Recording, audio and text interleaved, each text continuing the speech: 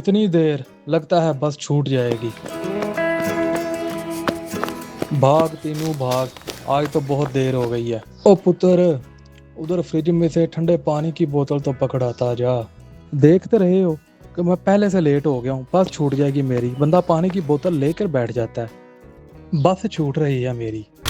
ये लो पानी की बोतल। ओ पुत्र, इतनी गुस्से वाली क्या बात थी इसमें? देर हो रही है मुझे, बस छूट जाएगी। ओए, ओए, ओए, इनको भी अभी ही खुलना था, हद है। पुत्र, कभी कभी देरी हमें किसी बड़े नुकसान से बचाने के लिए भी होती है। चुप करें, भाषण सुनाने का यही वक्त मिला है आपको। ओए रुको, मुझे भी लेता जा।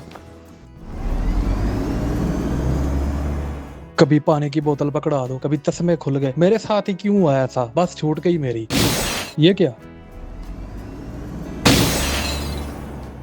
अगर मैं उस बस में होता तो मेरा भी यही हशर होता। सच है कि कभी कभी हमारी भरपूर कोशिश के बावजूद हम लेट हो जाते हैं। रास्ते में रुकावटें आती हैं जो हमें समझ नहीं आती। हम गुस्सा होते हैं, घबराते हैं और किस्मत को कोसते हैं, मगर शायद वो रुकावटें दरअसल एक ढाल होती है कुदरत की तरफ से, हमें किसी बड़े नुकसान से बचाने के लिए।